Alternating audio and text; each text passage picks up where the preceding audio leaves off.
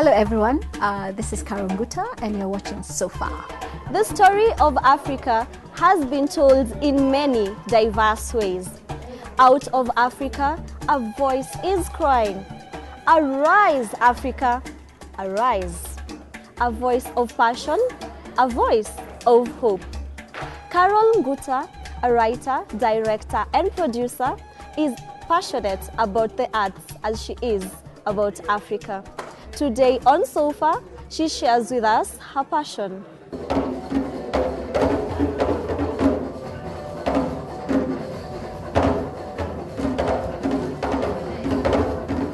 She's a mom, she's a wife, she's a friend. Professionally, Carol Nguta is a producer, a director and a writer. Loved theater from when I was young. I loved acting, singing, dancing and just being the, the fun of the party. So as a result of that, I now redefined myself and came up with Dreamhouse Productions. But what I'm doing in Dreamhouse, I'm actually not acting. I facilitate the actors. We teach, we give guys a platform where they can showcase their gifts and talents. SOFAR. Life is fun. So means my inspiration has been fun and I love people having fun. So I want to pass on that fun, that happiness to other people and I do that through theater. We use theater to educate, to entertain and to empower. So that's the role of theater. For me, I think in this industry, you really have to be resilient. You can't like be turned down once and sit down and decide you're not going to do this thing. So we've had to be very resilient. It's been hard getting sponsors. I know many people in the art industry keep saying, we need government sponsorship, we need the corporate to help us. But I'll tell you, I've come this far without any help from government, without any help from corporates, but just with sheer sweat and hard work. And of course, a lot of support from the family. SOFAR. Culture is a way of living, a way of life. Culture is about the way we walk, the way we talk, the way we greet each other, the way we treat death and life and birth. So the importance of culture really is telling our story through our way of living. Oh, don't get me started. I'm very passionate about Africa. I'm very passionate about Africans. I'm also very passionate about our history. So like in Africa Arise, we're really talking a lot about the African history. Now this is a story that you don't quite get to hear or know about. So I've gone back, in Africa Arise, we've gone back to over 6,000 years ago, exactly telling you the story of the African man. I always say if the African really knew who he was, things would really be different.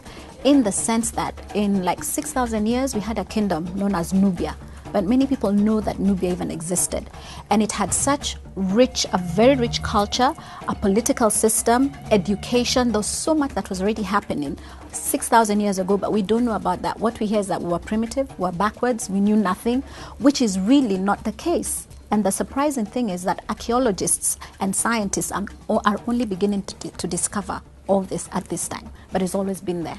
Africa has been undermined. We were once beaten, we were looked down upon, and to some extent we feel like our self-esteem is very low. It means more to be African, it means brilliance, there's a degree of technology, building of pyramids and things like this. I'm convinced that being an African is actually it's very superior. I don't have the exact words to place to it, but my perception of being African has really changed. SOFAR. A voice of agreement echoed from the near north. A voice of resistance. Voice of Haile Selassie. Them who said no to their faces. Kenyatta, Milton, and Nyerere. The partnership which formed our beloved East Africa. We're all so the same. It's amazing. The boundary lines were actually man-made. That has nothing to do with the African. We all were just one people.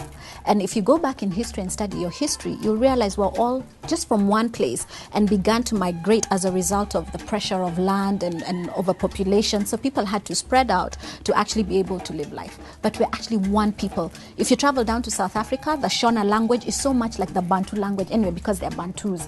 So there's just too much similarity. For us, we're all one. So I'd rather define us as Africans as opposed to saying I'm a Kenyan, Ugandan, West African. SOFAR.